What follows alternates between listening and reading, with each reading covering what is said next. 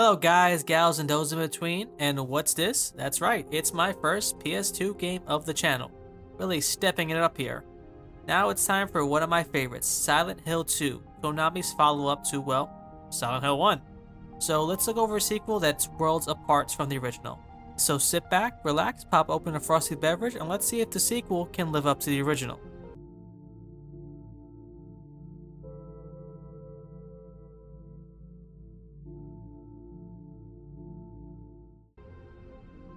Now, funny enough, I decided to do this video because I like Silent Hill, and I didn't actually want to wait till October to do a video to boost the algorithm.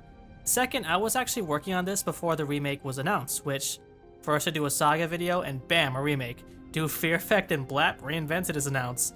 Listen, I'm just saying, if you have a series that hasn't come back yet, I somehow have a genie watching these things. As per the norm, it's time to talk about the development, or rather Team Silent itself. Viewers who saw my first video will know about them, but nothing wrong with a quick memory refresh. So, Silent Hill wasn't even supposed to be a thing. Team Silent was Konami's island of misfit toys, outsiders who the higher-ups thought were gonna amount to nothing. They were all but ignored and were abused, and that's not hyperbole. Something I negated to mention in the first video was just how immense the animosity Konami had for these people. So the 3D modeler for the first game, which still looks pretty good for this day, was Takayoshi Sato, and he was not being properly credited for his work, which is both wrong and unethical. The reason for this was because he was not well liked among the old guard, and he was someone who was new. I can't fully explain the culture of Japan, that's a much larger video for other people, but there is a general respect for elders and those with seniority.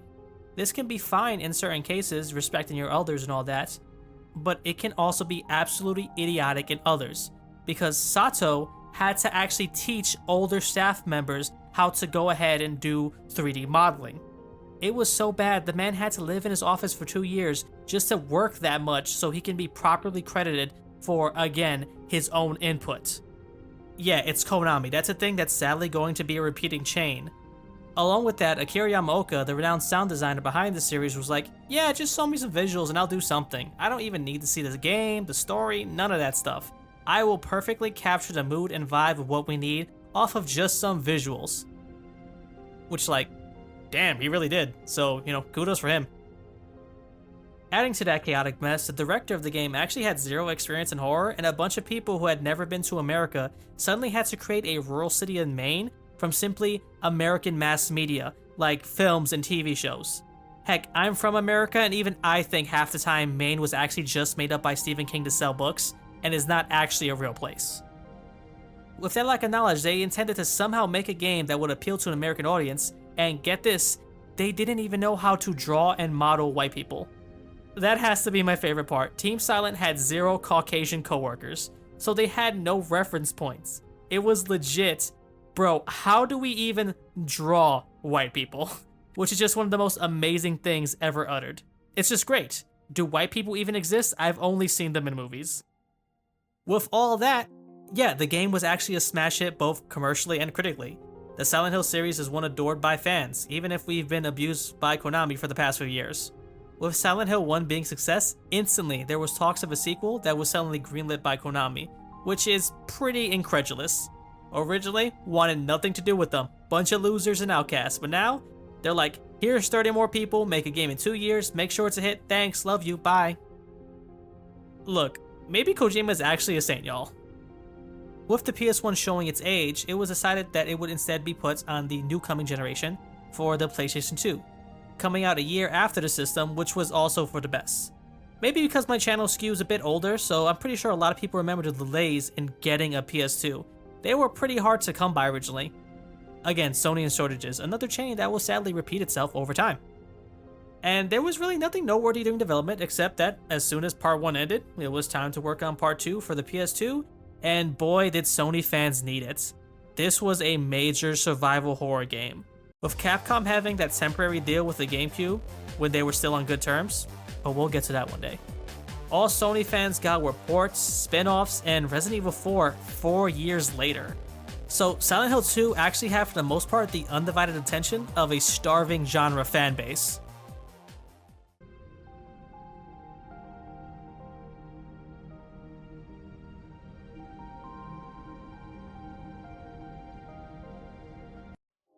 Silent Hill 2, for the most part, has nothing to do with the first game that inspired it.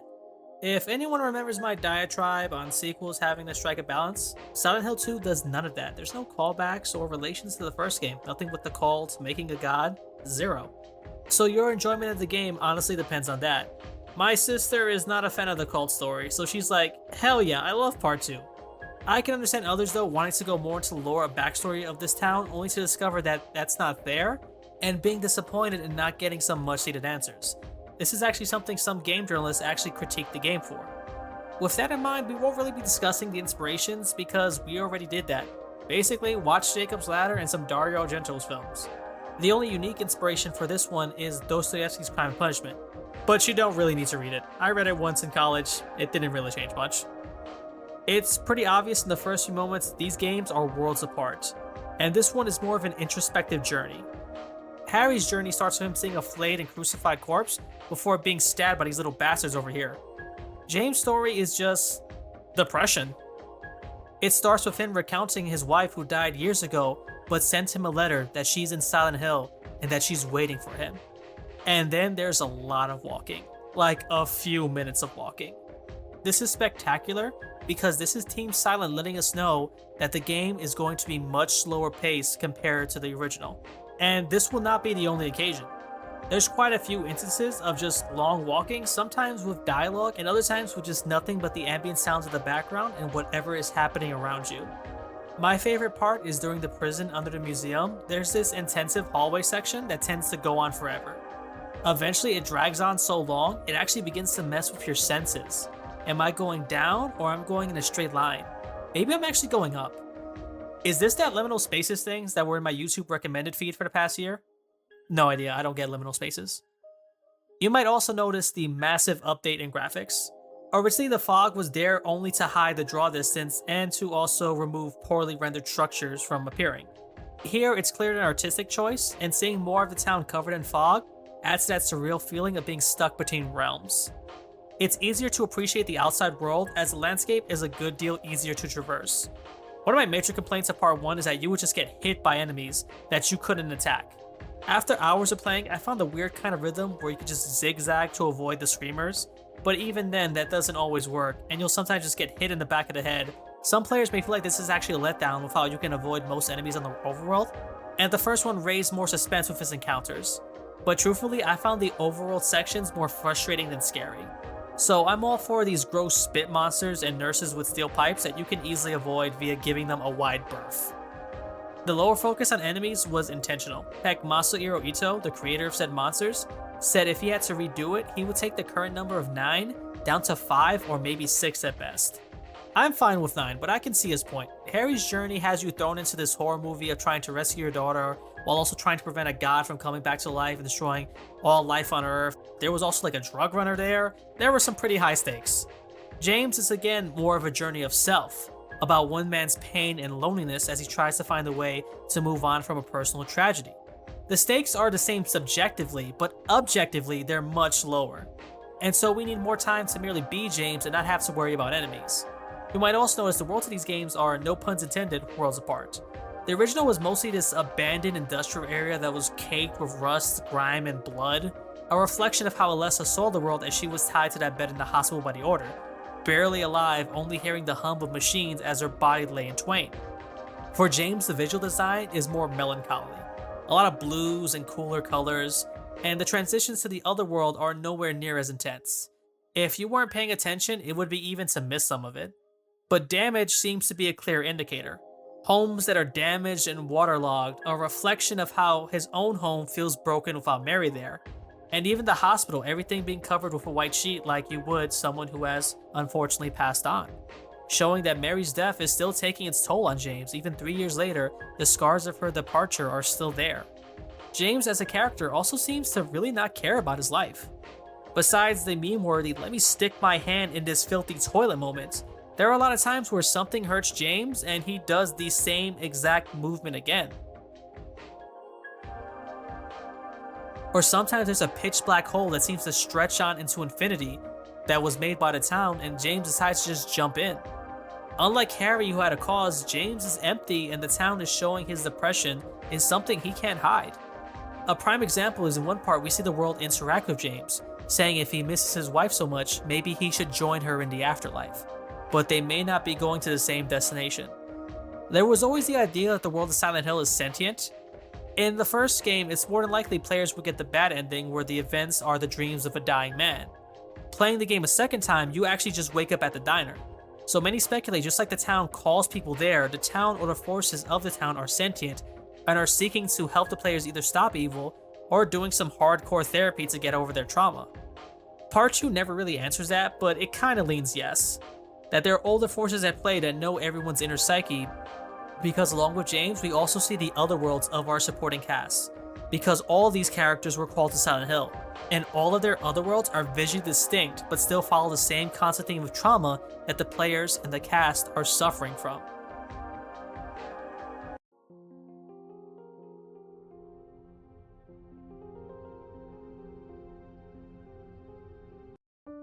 This is where the sequel shines, in the supporting cast. Not the original was a slouch in any way, but merely the sequel took it a step above. The acting from everyone is superb, and the fact that it's not super high quality, many stutter or seem distant, add to the feeling that there's something wrong with them. Along the way, you'll meet a few of these characters. The first is Angela. While James is looking for his wife, Angela, who James meets in the graveyard, says she's looking for her mama, using an infantile term to refer to her, showing that she too has some issues. Seeing that this is the first 10 minutes, it really solidifies that there is something at play here with her. But also you, it frames your journey as one that's with a broken protagonist. Just like your wife is dead, one can infer since they're at a cemetery, Angela's mother has also passed, and maybe she was given a sign to meet her at Silent Hill. Before long, you also meet Eddie, who's throwing up, another character who's on the run. And like Angela, he's a bit odd. While being a full-grown man, he dresses up like that of a child. He kinda seems like Ness if things went bad after Earthbound, or during it. I never played any of them other games, so maybe it actually is Ness, who knows. Jokes aside, when you first encounter him, he's terrified of everything in his town and he's barfing hard. But eventually he becomes numb to it all, which we will discuss. Now, there has been some negative perception regarding Eddie because, well, he's an overweight person who at one point will prefer to eat rather than helping others. And some people claim this brings up negative stereotypes regarding people who are overweight, that they're lazy and gluttonous, which I don't really see it. I'm confident Team Silent were like, LOL, fat American like pizza, am I right guys? And more so that all these characters have some significant baggage and mental trauma. Again, Angela can barely speak to a member of the opposite sex without fumbling her words, so it's evident that Eddie is eating more so because he has an unhealthy relationship with food. Instead of finding food tasty because it is, it's one of the few places where he finds comfort and joy as a reaction to his abuse and depression. Soon after, you meet Laura, another little girl in Silent Hill who let fans know all this is really in our heads. When asked about the monsters, she's stumped that anyone would ask such a thing. She doesn't see or hear any monsters because she's too young and the town hasn't called out to her in that way. She claims that she knew Mary, who died years ago. Could she be lying? What reason does a child have to lie about that? After all, she's not lying about not seeing monsters. You're a grown man and even you're fighting for your life. A child would have no chance in such an encounter. So could it be your wife is still out there and actually waiting for you? If she is, well, Laura hates you. She cannot stand James, and it's something I never really got when I played this game when I was younger, but I do fully understand it now. Being in the same hospital as Mary, she saw the older female lash out at James, yelling and screaming at him, only for her to break down and cry after every encounter. It makes sense a child who's as young as Laura would only really be allowed to visit Mary on her good days. So she would only see Mary at her best, or she would only see her after one of her fits when she was crying over what happened. So she associates James with Mary being sad and hurt every time he came around. To her, he didn't love his wife. James, of course, is taken aback, and he also really doesn't have the capacity to explain to Laura what's happened or the things that happened to him. Watching a loved one pass is painful, more so when their pain is so severe they begin to lash out at you. So now even James begins to question if his love was even real. As he begins to ponder that, from the mist we meet Maria, Mary's doppelganger, looking like an exact twin of his deceased wife. She latches onto James. All we know is that she says she's real and wants to be near James, claiming she's not his wife, and very early on makes it clear she doesn't want James thinking of other women. She goes from being sweet to even cruelly claiming you only think about that dead wife of yours. She never tells us why she's here, merely that she's from around Silent Hill, even though everyone else we meet has been called from outside the town. She'll hang around, and now you have to protect her from the monsters. It's cathartic in a way. You could not stop this disease from ravaging your wife, but James can protect this facsimile of his wife from being attacked by monsters. In a way, pretending he could be the knight in shining armor he wished he could have been for his wife. Every knight, though, needs a dragon, and here we see that with the one and only Pyramid Head. We first encounter him behind a gate as he just stares at us through that gate, his red pyramid head like a beacon through the dark. I find it great the way Team Silent set up this menace. Even without playing beforehand, you can tell something was up. That bright red contrasting with the darkness, all of our attention is on Pyramid Head as it should be. We encounter him a few times throughout the journey. He's here to kill monsters and to block and hurt James. He really only shows up a handful of times, which is for the best. No need to burn us out on him. Though in prototype versions of the game, Pyramid Head was supposed to be encountered almost like a stalker-like being, even found on the overworld map. I'm not sure how I would receive that. Again, you don't want people getting tired of seeing him, which is sadly what Konami did. Pyramid Head would then begin inserted into other projects for no real reason. The movie was fine because, well, it's like the Resident Evil movie, who really cares? They just take stuff from the games and slap it on. And even Origins was okay because that wasn't really Pyramid Head but rather an homage. It was different enough that I can excuse it. But then there were games where they were like, well, people know Pyramid Head, let's just use them for no reason. Masahiro Ito, the creature designer of Part 2, felt the same way, which I understand, he has brand recognition. But it's like Batman. I like Batman, I enjoy him, but Jesus Christ, I wish we could get something not involving the Joker. I know everyone wants to do a good Joker story, but he has a million other villains. Give someone else a chance. The Pyramid Head thing is even worse because, as I said in a previous video, all the monsters are tailored to either the protagonist or someone in the game. Ito designed Pyramid Head specifically for James and his story. He did not just do it to toss him around, and we see this difference in design from parts 1 to 2. The monsters Harry encounters are all things a child would fear because of Alyssa and her experiences. Dogs that scared her, small gray children, the kids who used to bully and pick on her. Meanwhile, sexuality plays a major part in this game because James is a full-grown man, and his sexual frustration is a core component of many monsters who seem almost nude or wearing lingerie. Some even resemble parts of the female anatomy. So much I wonder if I need to censor certain parts of this video. This works because James' mind is different from that of an elementary schoolgirl, which thank God it should be. For a one-to-one comparison, let's look at the nurses. In the first one, they're hunched over and have parasites that control them, because they represent both the Order's control of the town and Kaufman's control of the town being the drug lord. How they're almost like puppets with people dangling their strings. Now let's look at the ones from part 2. The nurses here have low-cut skirts, like really low-cut, and they have a good deal of their cleavage showing because, again, of that theme of sexuality. Both work well in their own games. And again, I can understand for like an arcade game, pachinko and whatnot, but Pyramid Head should not be involved in other people's stories. Ito has even grown to hate his own creation, saying if he ever goes back to work on a Silent Hill game, it would only be under 2 conditions. That A, there be no Pyramid Head, or B, they just kill him off. His animosity has gotten even worse. As of last year, he says he wished he never created it in the first place. Poor Pyramid Head, he only wants Daddy Ito's love. It's a real shame because these monsters are one of the highlights of the game, and as I've gotten older, I've appreciated them more because I can almost relate to James in a way. Him being angry at his wife and feeling horrible about it, knowing it was the disease and not her. So, real talk, last year or so, I had a friend who was in an abusive relationship that it took months for them to get out of. I did my best to help, I offered them a place to stay so they can leave, but they continue to stay there and sometimes send me cryptic messages like, if you don't hear from me tomorrow morning, call the cops. It took a serious mental toll on me. I ended up being angry at them sometimes and upset at myself because they were a victim of abuse and I was getting angry at them and I was feeling horrible that I was feeling such a way. And that eventually spiraled into a depression. It was really only with the help of friends who assured me my own feelings were valid and it was okay to be frustrated that I was, well, okay. My friend is thankfully no longer in said relationship, but from that I can understand James's more adult struggles to care and love from someone who you support, but how that person can also hurt you through no malice and the toll it can take on you.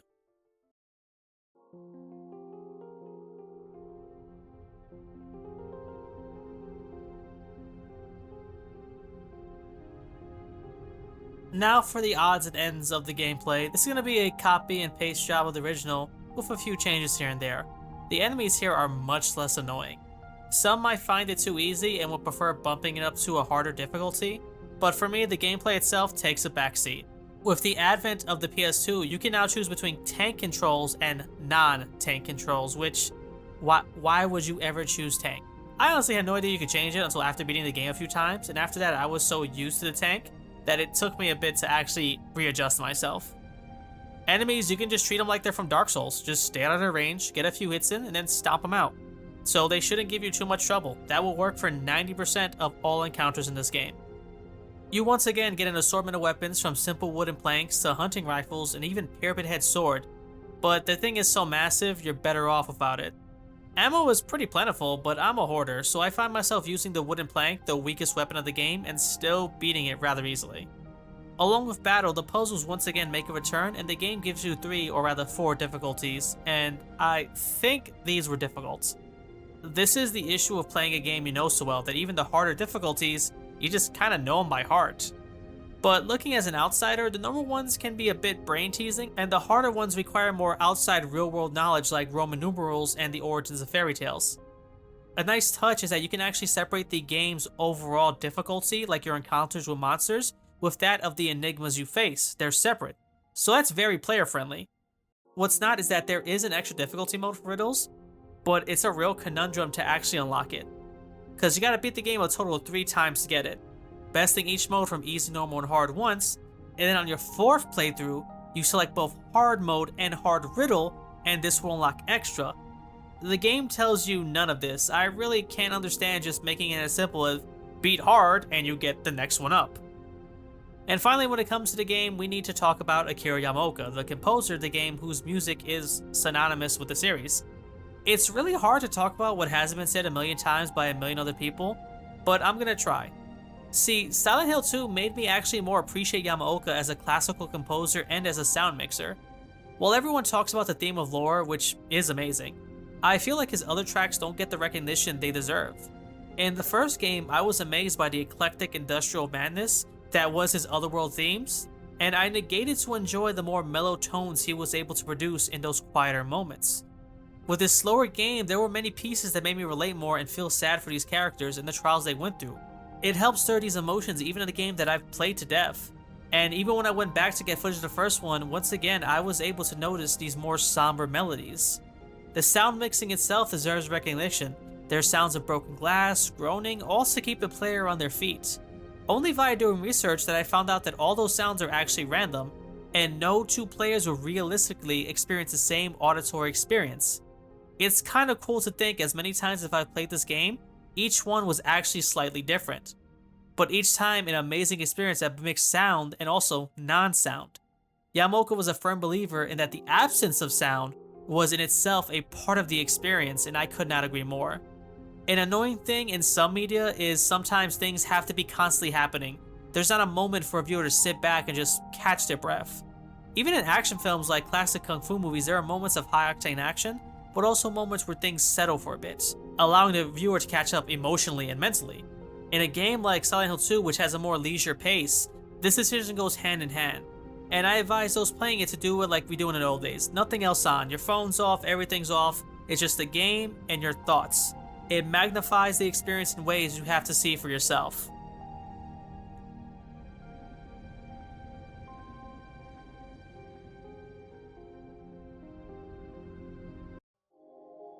Now, instead of minor complaints, because again I kind of enjoy almost everything about this game, I would say list things that other people may not enjoy. The first is, if you're not one for story-driven horror and will prefer more action, Silent Hill 2 is not the game for you. Again, it sometimes moves as a glacial pace. I feel like it works to its strength, but if that's not your thing, it's understandable. The game is also, as I mentioned before, very easy. Even on normal and reaching the water ending, which requires you to take a lot of damage, I never died once. Except, well, one time to get a special game over screen, and that was intentional, so that's it. Combat can be best described as competent. James isn't special forces or anything, so it's one of those games where you're just a normal guy. So you're gonna have shots miss, and your swings are rudimentary at best. This makes combat more monotonous than anything else.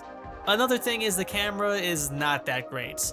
Out in the open, it works fine, but a lot of times when you're inside some of these buildings, when you can hear monsters, you can't really orient your camera, and it can be frustrating as all heck when you're trying to actually fight them.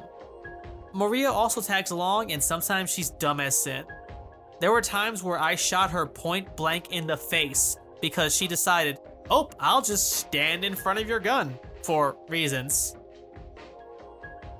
Lastly, the endings, or rather achieving them, can be rather obscure if you don't know what you're doing. So, Silent Hill 2 has 5 endings. Well, I'm playing the special edition, so I got 6. 3 endings, 1 for New Game Plus, and 2 joke endings. To achieve any of the normal 3 endings, there are specific things you have to do that are tied to the gameplay and looking at various objects in the world. This is okay in theory. Lord knows this generation marked the whole good and evil storyline paths where the ending, for the most part, only depended on a key choice at the very end. So you could basically be Hitler throughout most of the game, but because you did one good thing at the end, all that's kind of forgiven. Which always annoyed me. True, depending on the game, it makes the end more difficult, but it's just silly. So I rather like Silent Hill's use of looking at the overall larger picture, or the attempt of it. It's just that if you're a new player, you won't know how to achieve it without looking online. You can see hints on how to unlock the other endings in New Game Plus, but it's written so cryptically that I'm not sure it's much help for those like me who haven't played this game religiously. So if you know what you're doing, you can achieve the ending you want, and if not, well, it's kind of up to your playstyle. With that out of the way, time for the countdown, and also we're going to have an advisory warning. Silent Hill 2 is a game that features many adult things like sexual abuse that we are going to have to talk about. So if you're not in the frame of mind for that, skip ahead, and if you want to come back and understand, that's fine, but I'll give you time to go ahead and make that decision.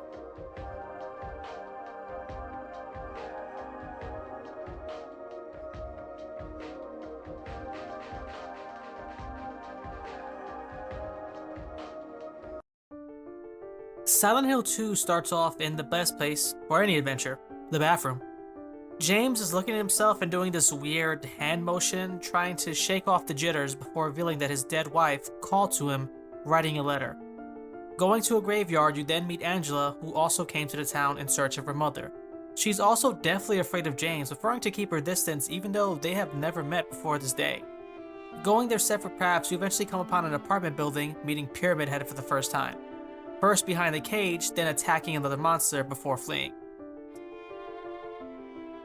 Continuing, you then meet Eddie, vomiting in a toilet as a dead body stuffed in the fridge just a few feet away from him. He says he didn't do it, and well, he's throwing up his guts. James tries to offer some aid, but there's not much he can do unless he's got some Pepto or something lying around. Going into what might be a transition to the other world, in lieu of a fire escape, it seems the contractors of Silent Hill just built an apartment building right next to one another, and just merely elected to remove the fire escape because forget about safety protocols. That's why I think this might be us going into the other world, as this building is more decrepit with plenty of water damage. But also, yeah, I've seen enough stories of contractors doing shady stuff to be like, yeah, this could be real. Seeing Angela again, she languidly moves a knife that James wants to take away, fearing she might use it on herself. She even talks of taking her own life, and that maybe her and James are simply better off dead. We see cracks begin to show as when James moves towards her, she points the knife, terrified, before leaving it and apologizing profusely. You then run into Pyramid Head, and he's not that hard like most bosses. You stand on one corner, shoot, when he gets too close, once to the other side, shoot, rinse, and repeat. You then hear the siren from the first game as Pyramid Head leaves, which is what made me believe that we were in the other world. Back in the fog, we meet Laura, who's baffled at the idea of danger existing, talking to us like we're crazy or stupid. Traveling to the park, you then encounter Maria, who joins you on your journey. Finding Eddie at a bowling alley, Maria elects to wait outside, in the fog, with the monsters, saying that she hates bowling. Well, I'm not the biggest fan of bowling either, but if it was either between that or monsters, I'd choose bowling every time. We meet Laura talking with Eddie as he says that he didn't come here but rather ran, running away from someone. Laura now runs off. Eddie decides that he doesn't want to help and that he'd rather eat instead. Outside, Maria claims to have seen Laura run off as you track her to a hospital. Inside, we see one of the cooler pieces of text, a note to a doctor talking about these other worlds, indicating that, okay, we're not crazy, but there has been something to this madness. Maria eventually has to rest, so you leave her, but on later examination, you see a bottle of pills as James remarks maybe she's sick too. Going to the top of the roof, Pyramid Head knocks you on your ass. before meeting Laura again, who locks you in a room with some monsters who can give you a unique death animation where they snap James's neck and drag him up. Battle is again easy. At this point, you just got the shotgun, so use your shotty, heal when needed, run to the other side of the room, rinse and repeat. Nothing challenging. You then transition to the other world once more, meeting Maria, who berates you and accuses you of only caring about your dead wife. Wow, I know she's upset because James said, "Anyway, I'm glad you're okay," indicating she wasn't his top priority, but she only just met him. She's being extremely clingy to the point that it's a bit off-putting. One of the most memorable parts of the sequel is that when you're riding the elevator, you hear a game show basically list off some questions. They're always the same, but the cool part is the answers are all known to the player, either by notes that are required to advance or by simply looking at the map. Plus, this guy hams it up so much that it's kinda hard not to love it. A brother and sister were playing in the road when they were attacked and chopped into pieces with an axe. At the bottom, Pyramid Head chases you and Maria, and she doesn't make it. You then find a note where to go and then make it to the Silent Hill Historical Society and to my favorite part of the game, the prison, which is again underneath a museum. Needless to say, I feel like the majority of this takes place in the other world, because who builds a prison underneath a museum? After falling down a few holes, we see Eddie again with another dead body. His reaction is a complete 180, talking about how easy it is to take a life, but no, that he's just joking. He didn't really kill that person. He was already there when he got there. Ito actually commented on Twitter that Eddie never killed anyone, but I feel like this is the case where the artist's depiction is different from the final product.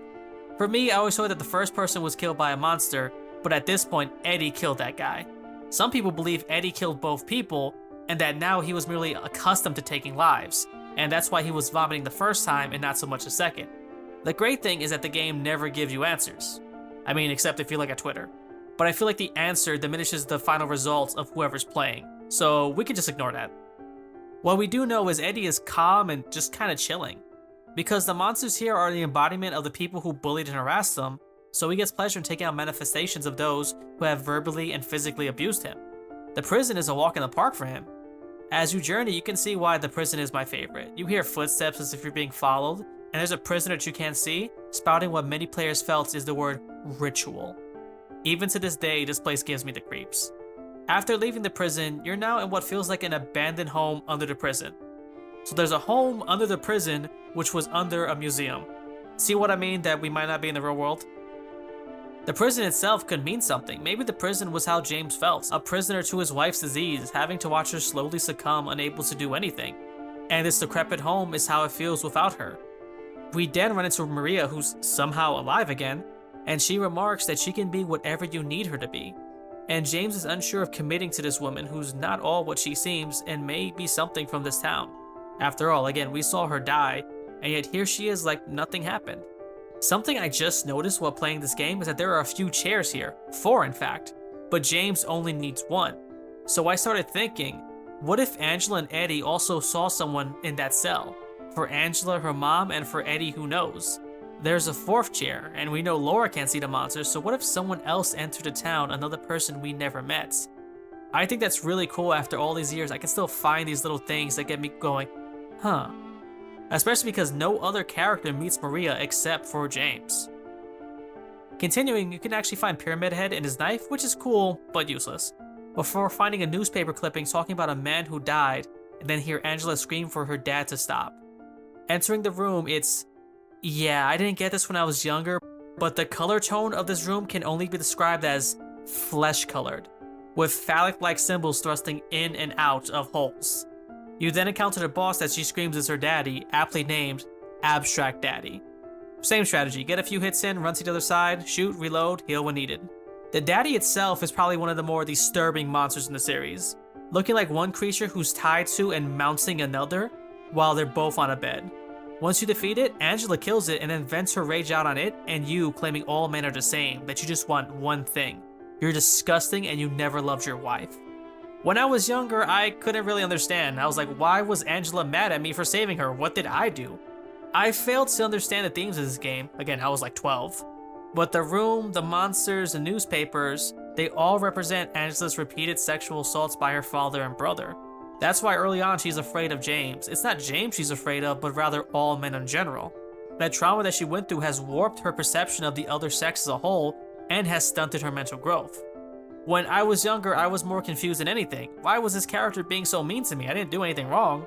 As an adult with some awareness regarding these serious issues, I can really only feel sad for Angela in her past.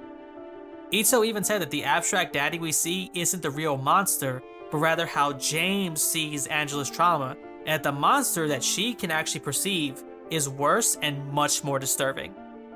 Continuing on, you find Maria, who's dead again before encountering Eddie once more, and he just loses it. I will say, I do like these overall mixing of the worlds. We see portions of Angela's world with newspaper clippings coding her entire area because she's unable to run from the actions that she did. Before encountering Eddie's, we actually just see a bunch of dead bodies, and there are holes with some of them saying, "Oh god, I'm gonna pretend I didn't see that." After all the horrible stuff we've seen so far, just what did James see that terrified him? Eddie reveals that he's tired of being bullied and letting people walk all over him, that he came here because he shot a dog, and then when the owner of that dog, the person who bullied him, came out, he shot him in the knee, even remarking, "Good luck playing football with that injury." This is actually foreshadowed in your first encounter. The room next to Eddie is full of football posters and graffiti. Eddie remarks James shouldn't act so high and mighty because Silent Hill called out to him. And in mere minutes, we have not one but two characters either snap or reveal some deep-seated trauma. Eddie says he's not going to take it anymore. Anyone who makes fun of him, he'll just kill, before accusing James of making fun of him with his eyes. Eddie so much hasn't solved his trauma, but rather is using it as justification for his violent tendencies. It's a cold meat freezer with slabs of flesh that can only be described as human-looking. Many overweight. This would indicate that Eddie doesn't see people as, well, people anymore, but really just mounds of meat. Because of this disassociation, it's easier to swallow his killing intentions. The room cold like his heart. And this could also be how he sees himself, suffering from body dysmorphia probably. The fight is again pretty simple. You just keep shooting, heal when needed. Eventually Eddie dies and James is distraught because it's the first time you've killed an actual living, breathing person and not a monster. Though this is kind of negated by the fact that you can walk on top of Eddie's corpse, desecrating it. Oh no, I killed this person. Well, better use his body to wipe all this blood off my shoes. Outside you get on a boat and you have to reach the other side. Oddly enough, this little minigame also determines your ranking. Basically move left and right to find a lighthouse and go forward. But it's such a random thing to determine your final grade. It would be like if you were playing something like Breath of the Wild and you got a score at the end that was determined by how many fish you ate. At the hotel, you meet Laura again, do some puzzles, and have to go down this elevator where you can't carry anything. Well, almost anything. We'll get to that. So you become defenseless till you find the room key, go to your room, and then you get the big reveal of this game.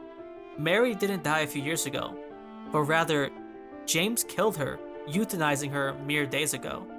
The game even hints it was as little as that day. Unable to process killing the one he loves, he fabricated the idea that it was years ago. Telling Laura the truth, she runs off saying that she hates James. The video static then plays, and something I didn't notice till playing for this video is that the static is the sound of the radio to alert the monsters. Now remember what I said about you have to leave everything for that elevator? The only item you can carry is Mary's letter.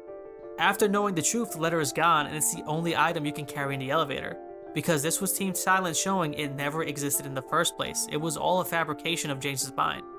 The hotel now changes to a damaged and desolate building. James imagined how it was before his wife got sick, but now you can see it for its true state. Going down, you meet Angela for the final time in a burning hallway. The house she grew up in, that she burned down, and she says, all those times that we were actually in the same room with her, this is how her mind recognized the world. And she elects to take her own life, claiming that she can't be saved. Another theme in this game that doesn't get talked about much is the weight of a sin, and that there's no such thing as a sin without cost. I think because the themes of sexuality play such a large part, this gets overlooked, but we see it in all our characters. What Angela did is a sin. She murdered her father and brother, but they were her abusers. It's something that any sane court of law would acquit her on, and most people like me would see as justified self-defense. However, none of that matters if she herself can't accept that, and can't process the burden of stabbing them and burning them to death. It's so large that she elects to end her own journey. Eddie too, who attacked someone who bullied him, he didn't kill him, most people would see it as justified. After all, it's clear just meeting that Eddie and his style of attire and how he talks, he might have some developmental issues. So if a story came out that said, man with learning disability shoots person who bullied him for years, most people would be like, yeah, it sucks it happened, I'm glad the dude's not dead, I feel bad for the dog, but this should have been stopped years ago. Instead of taking his own life, Eddie walked the opposite path, embracing that sin and choosing to absorb as much of it as he can. You all have sins, and those two chose two different paths. As James still walks on his, you then meet Maria, again as two pyramid heads kill her, as James reveals that he himself created them. They were made because he was weak and he needed someone to punish him. So in his sadomasochistic desire, the pyramid heads were formed, killing this facsimile of his wife because deep down inside he knew what he did and felt he deserved to be punished. Again, that idea of no weightless sins. Maria was suffering, and euthanasia is a very heavy topic that I will not be delving into because A, all the abuse stuff has already upset the algorithm, and B, the right to die is a massive topic with arguments on both sides that I cannot do justice on in a short length of time. Anywho's, it's after fighting them, the pyramid heads just off themselves because James says he doesn't need them. He won't hide from what he did. He killed his wife. He can say it was to stop her suffering. But a part of him also felt relief. Did he do it for her, or did he do it for himself? Those are questions that James has to deal with and he can no longer run away from. You then encounter the final boss, Maria or Mary. Both encounters are the same, fighting her in a hospital bed that she was confined to. Which, again, same strategy, nothing different. Funny enough, for the final shot, you can use anything, even the wooden plank to end the fight. Here's where we get one of 3 endings you can get. If you kept yourself at a good health bar, constantly looked at Mary's letter and picture, I did both like 20 times for 2 minutes just to be safe, ignored Maria by running at full speed and bumping into her, along with not reading the suicide note on the hospital roof, or the one telling you to off yourself at the bar, you also have to be sure before the final boss fight, listen to both entire conversations regarding Mary. You'll unlock the leave ending where Mary and James have a final talk regarding their relationship. James is still unsure if he did it for altruistic or selfish reasons. Mary tells him it's okay, she forgives him and knows that she loves him. With his absolution, James leaves Silent Hill with presumably Laura. For the water ending, don't look at the letter or picture, ignore Maria, but also read the note on the hospital roof, and the more disturbing message at the bar which tells James, if you miss Mary so much, just kill yourself, but you're not heading to the same destination. Again, more theological themes come into place. The town is reacting to James. His subconscious knows what he did, and he feels that his afterlife is one where he won't reunite with Mary. In this ending, you don't get that final conversation. Mary dies before she can, so James doesn't get his absolution, and decides to drive his car into the river with Mary's body in the back seat, so he can be with her again in death. Lastly, there's the Maria ending. Ignore the notes, don't look at the letters, and keep Mary close. Don't bump into her, and be sure to check on her in the hospital and back at the prison after discovering her dead body. In this ending, the final boss claims to be Mary, and James decides to forget about her, saying he's gonna live his life with Maria now, accepting a delusion instead of the crime he committed. Unsure if that was even Mary, he tells Maria, let's go, and that we should check on that cough. This hints, if not outright tells us that Maria is doomed to die and James is stuck in a loop to repeat the same process because he has not even bothered to even go and confront what he did, merely replacing one delusion, the fact that his wife died years ago, for another. His lesson has not been learned. That's all the endings you can get the first time around. Redoing the game, you can now access a few goodies, a chainsaw, which with combat being so easy it's not needed, and the hyper spray, which stuns enemies but can only kill if you got 10 stars, and extra options like more bullets, changing monsters' blood, and things like that. You can also unlock some new endings.